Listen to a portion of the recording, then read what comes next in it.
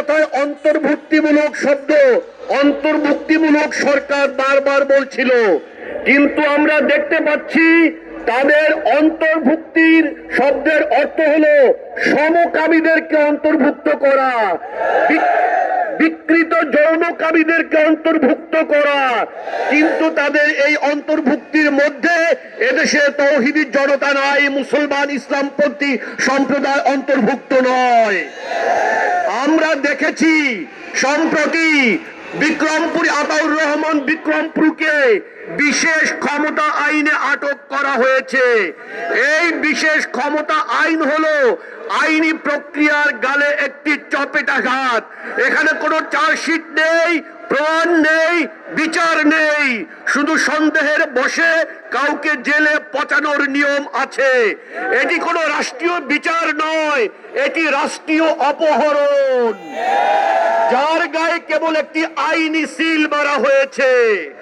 এখানে আমরা দেখতে পাচ্ছি একজন নির্দোষ মানুষকে যখন এই আইনে আটক করা হয় তখন তার গায়ে অবধারিতভাবে জঙ্গিবাদের তকমা লাগানো হয়।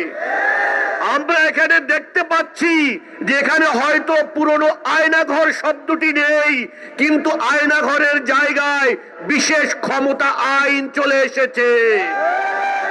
আমরা এখানে দেখতে পাচ্ছি এই দেশে নাগরিকদের জন্য দুই রকম আইন প্রণয়ন করা হচ্ছে, ব্যবহার করা হচ্ছে।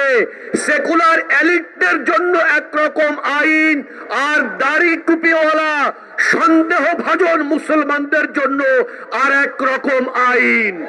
একটি দেশে এই দ্বৈত শাসন চলতে পারে না।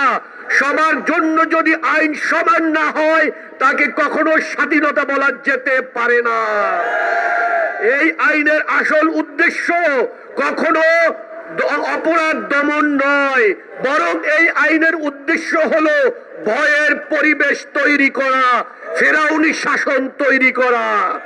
ফেরাউন যেভাবে তার জনগণকে ভীত সন্ত্রস্ত করেছিল, আজকের এই দেশের প্রশাসন সেইভাবে মুসলমানদেরকে ভীত সন্ত্রস্ত করতে চায় এবং বলতে চায় যেন আপনারা সঠিক কথা বলার সাহস না পান। আজ তারা মুখে বলে স্বাধীনতার কথা, কিন্তু তাদের পকেটে ফ্যাসিবাদের পিস্তল। এই পিস্তল তখনই চলে আসে যখন তাওহীদি জনতা ইসলামপন্থীরা কথা বলে। আমরা এই অবস্থার পতন না ঘটানো পর্যন্ত আমাদের আন্দোলন চলমান রাখবো ইনশাআল্লাহ। নাসরুম মিনাল্লাহি ওয়া ফাতহুন করিব ওয়া বাশশিরিল মুমিনিন। আসসালামু আলাইকুম ওয়া রাহমাতুল্লাহ।